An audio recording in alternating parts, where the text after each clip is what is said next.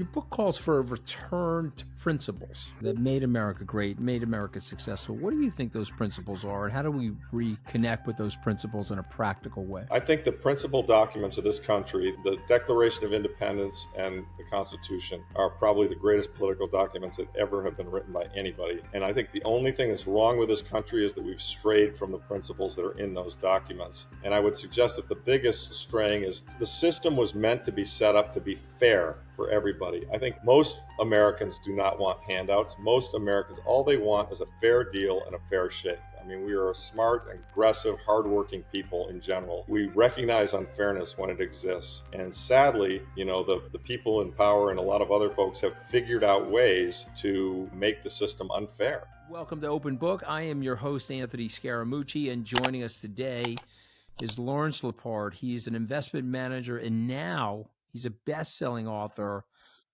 exceptional book. The title of the book is The Big Print: What Happened to America and How Sound Money Will Fix It. But before we go into what happened to America, thank you for showing the book. And by the way, I would be showing the book right now, but my book is in my office. That's all right. And I'm home. But in any event, Larry, great to have you on. Before we nice get into the you. book, I wanted to talk about your background, if you don't mind. So Sure. Give us what you did. You told me you were a paper boy growing up in Ann Arbor, Michigan. Take us through your career, because I think it's I'll do it quickly, and the book lays a lot of this out. And I did that just to try and establish credibility, that I'm not just some financial nut job. So look, I went to college. I thought I would be an engineer, but I didn't decide to do that. I went more economics, and then I realized I wanted to be in business. I read some of the stuff by Warren Buffett, and I thought, boy, that's what I want to do. I want to figure stuff out and make good investments. And so I went to Wall Street for a couple of years, enjoyed that. Then I went to business school for a couple of years, enjoyed that. And I got in the investment business, and I was fortunate enough at the time. My father was kind of forward thinking, and he said, if I were you, it was like the plastics comment from The Graduate. He said, Larry, if I were you, I'd get involved with this microprocessor stuff. I think it's going to be big. And so I focused on technology investing from the early 80s until really 2006 or 7.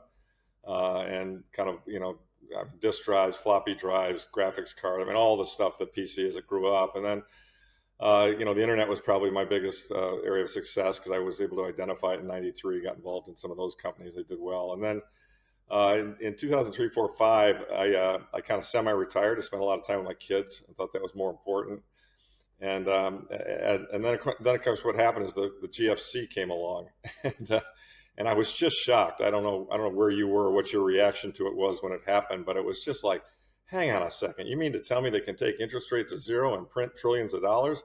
Oh my goodness. We're going to have hyperinflation, which I was wrong about, dead ass wrong about. But the trend was set in motion. And so I kind of pivoted to sound money. And I realized at that time that, the government was broken, the Federal Reserve was broken, and monetary debasement was going to be a theme that would play itself out in the future. And so I became kind of not an expert, but I read up a lot on monetary debasement. I read all the Austrians, and I kind of realized that, this Keynesian model is just broken. These guys aren't thinking right. So I pivoted into this area, and it's been a rocky ride, because as anyone who's invested in gold and gold stocks knows, this stuff's been volatile, and we haven't been winning all the time. We've had moments where we're winning, but it's been tough. And I have to say, I'm very, very encouraged that Bitcoin came along, because it brought in a whole new category of young people who read Austrian economics, who get it. And what gold tried to do to the Keynesian fiat system, I think Bitcoin's going to do, which is to say we're going to kill it.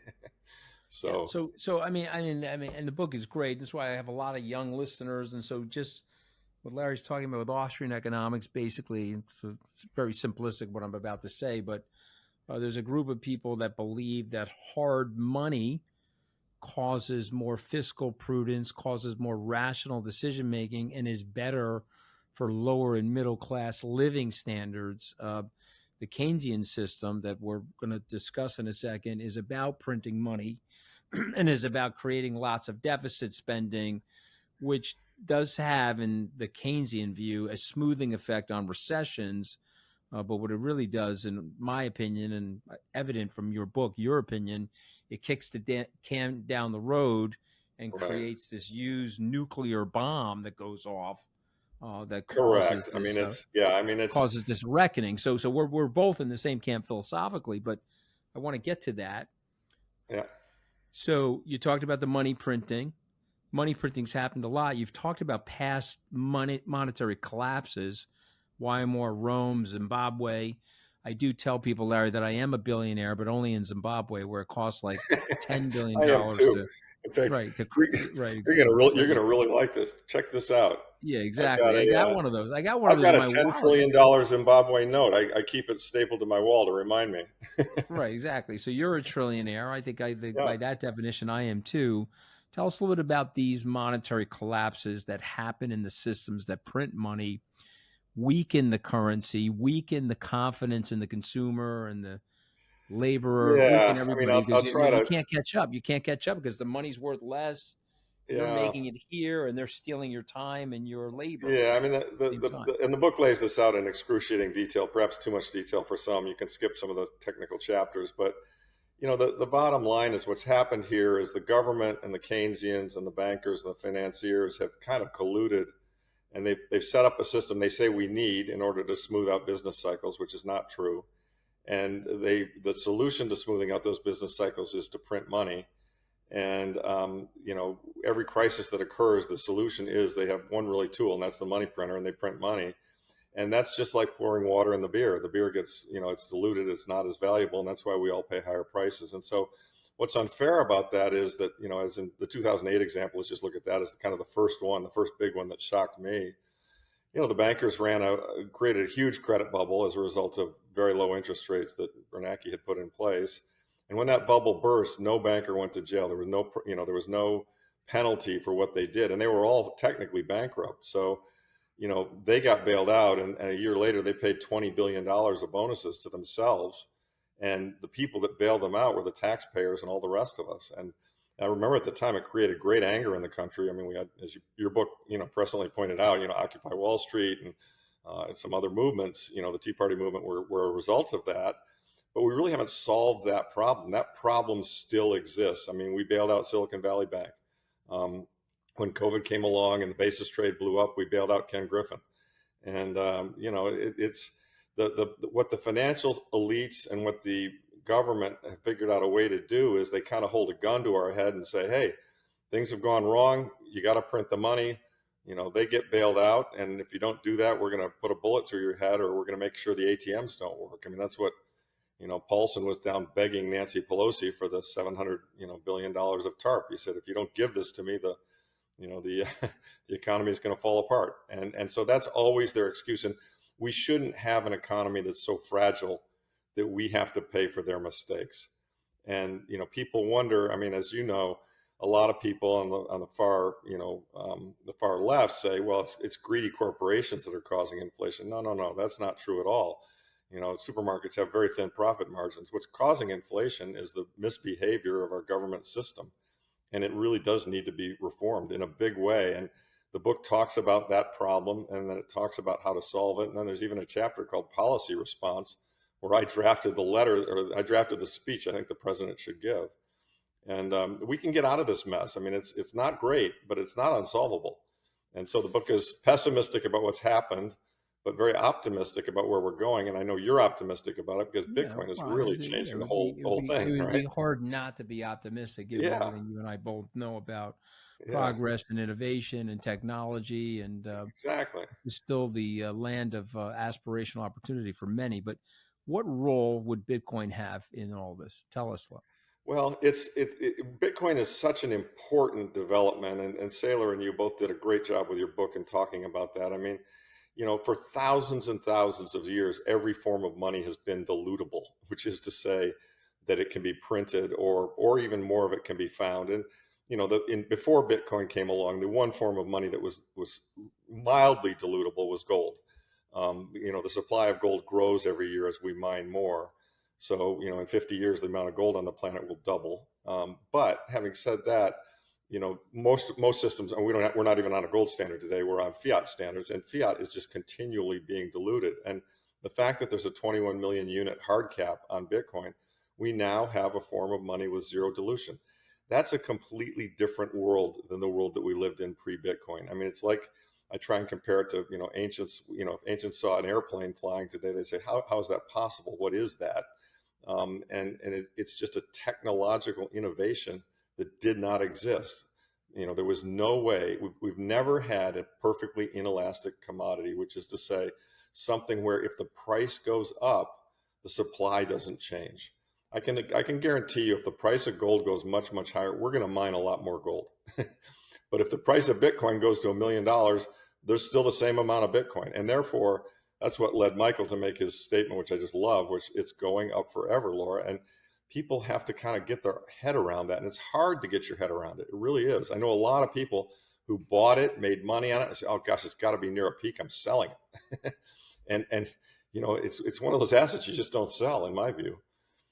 Well, we've all had those frustrating checkout moments. Maybe the store only takes cash or the system is running slow and you're waiting. It's annoying. And in a city like New York, it just doesn't work. That's why it's such a relief to see so many local businesses using Square. You pull out your phone, you pay in a few seconds, and you get on with your day. It's fast, it's easy, and it just works. What I really like about Square is the flexibility on the weekends. I'm out with my kids grabbing lunch from a food truck.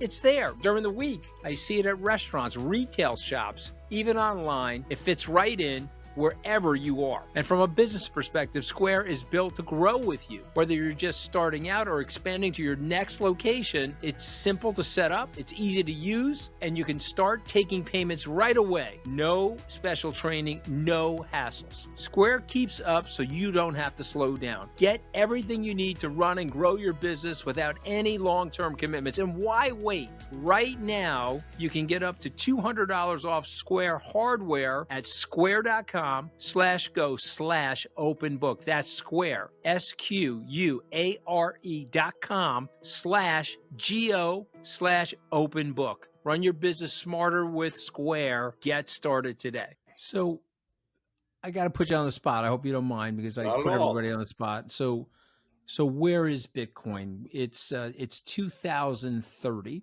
Yeah. Let's say the government doesn't adopt the ideas in your book, or let's say they do, either or, but where's Bitcoin?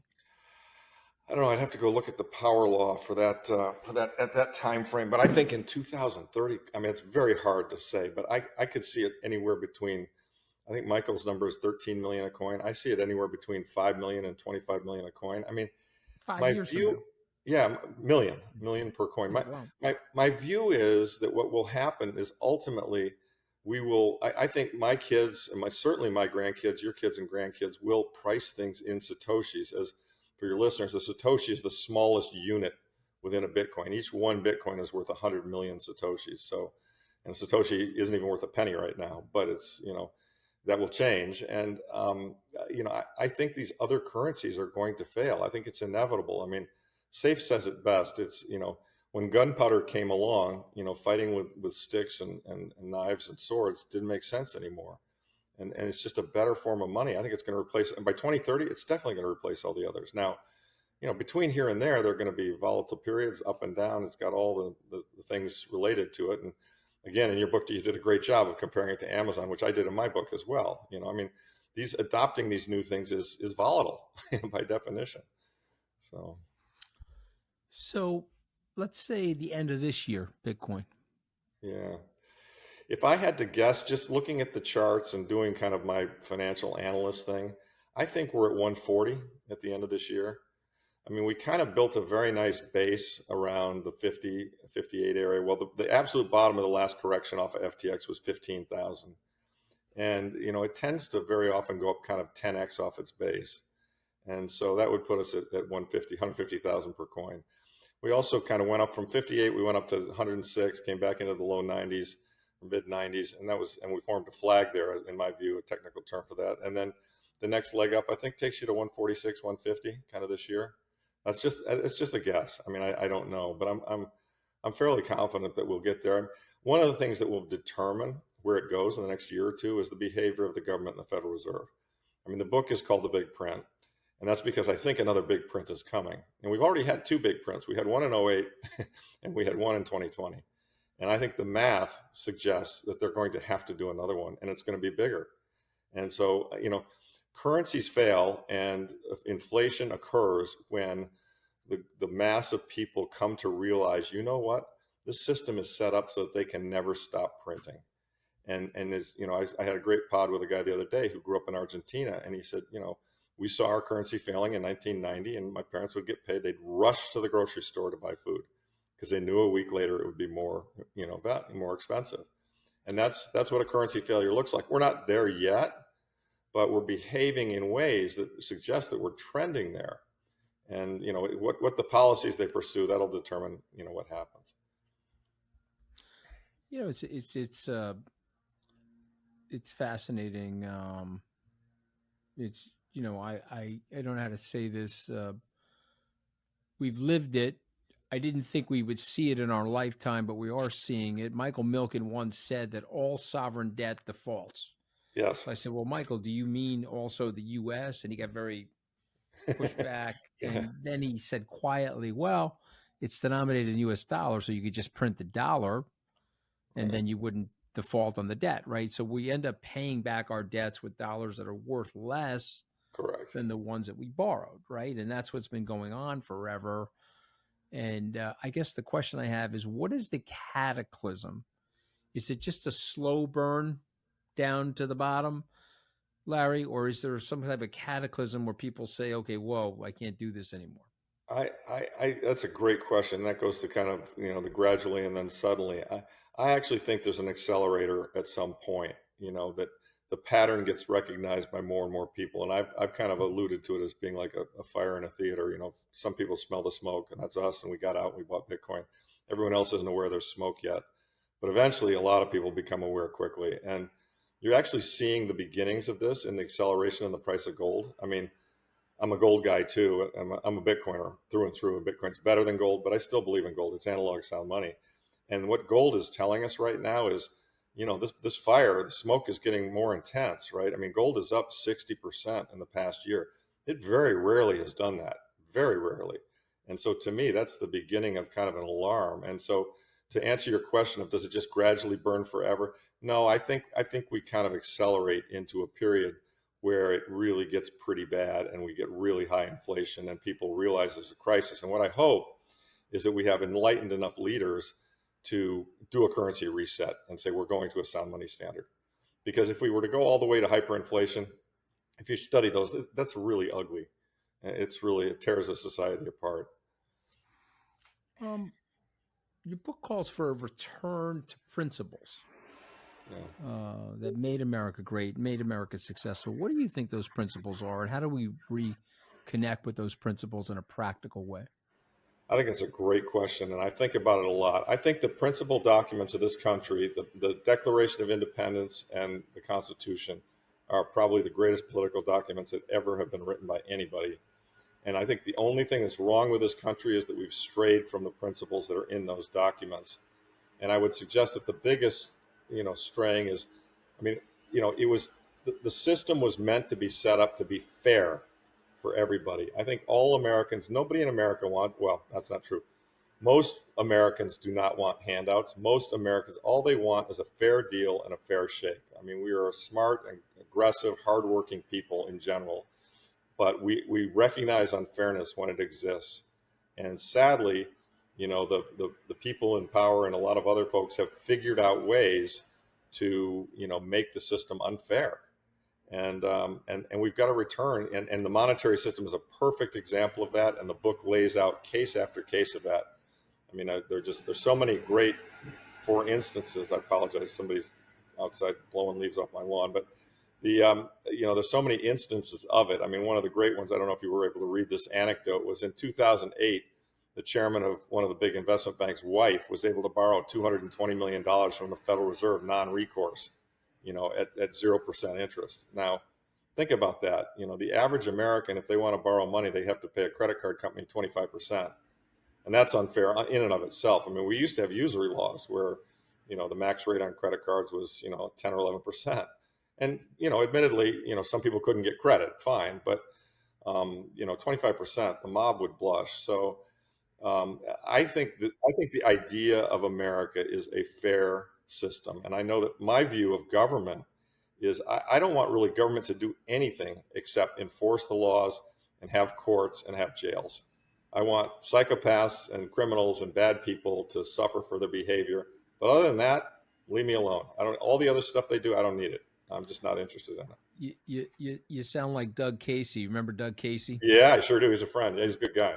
Yeah, I like Doug a lot. He had that whole libertarian vision that he articulated in crisis investing 45 years ago. Exactly. And I tell people, if we had gone with that, you would have tightened everything up. It's very hard to have a war if you can't deficit spend.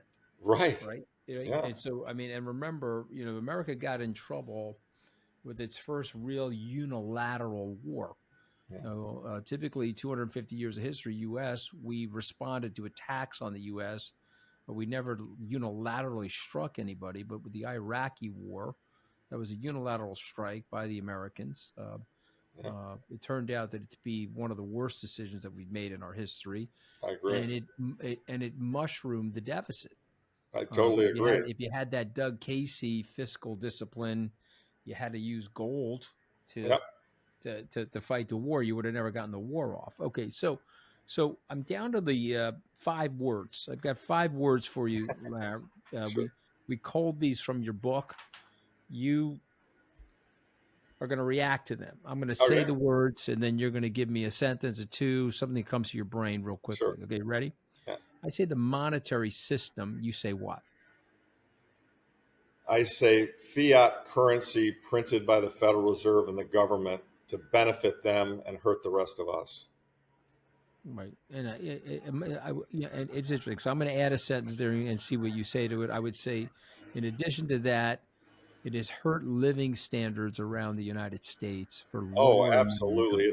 It's absolutely gutted the middle class. And part of the reason I wrote this book was, and we're similar in age, I remember what this country used to be in the 60s and 70s and 80s. It was a much better country. Right. And I've watched people suffer as we, financialized and offshored all our industry. And it's horrible. It's absolutely horrible. I mean, all the fentanyl and all the opioid crisis, et cetera. I mean, so many things have gone wrong. And, you and I, we've been, fairly financially comfortable because we've done well, but boy, half this country hasn't had that experience. And half this country has really gotten punched in the face for 20 years. And it's just wrong. I mean, and it's because the system is broken. It's because we're violating the principles in those founding documents. And the way to fix it, this is the part that's the reason I wrote the book. Most people don't understand that it's the monetary system that's doing it. You see these people. I mean, last year, I was watching a red-blue debate, and they were yelling at each other about all kinds of stuff that didn't matter. And I said to myself, these guys are arguing about the color of the drapes and the friggin' house is burning down because of the money system. So it was just crazy. We got to fix the money, right? Crazy. Yeah. All right. I say the words I say the word inflation. You say what? What is it good for? Absolutely nothing. We do not need inflation. Keynesians would tell you need inflation. You need 2% inflation. And if you don't have 2% inflation, you risk falling into a depression and, everything goes wrong. And that's just a complete and total lie. Because between 1789 and 1913, inflation, with the exception of wars, which you pointed out, and there's a good chart in the book that shows how each war created inflation. But if you didn't have wars, there was no inflation in that time frame. And the country did. I mean, it's not as if our living standards didn't advance enormously between 1789 and 1913. They did. Okay. Well said. I'm going to leave that. What if I say the word gold? Gold is analog sound money. It's been sound money for 5,000 years. Its supply is geologically determined. And prior to Bitcoin, it was the best form of money we had. You mentioned earlier countries defaulting, and we'll never default because we can print money. But if you print money to excess and you have hyperinflation, that's really a constructive default in real terms. And even Alan Greenspan admitted that gold is money par excellence. JP Morgan said the same thing. Gold is money, everything else is credit.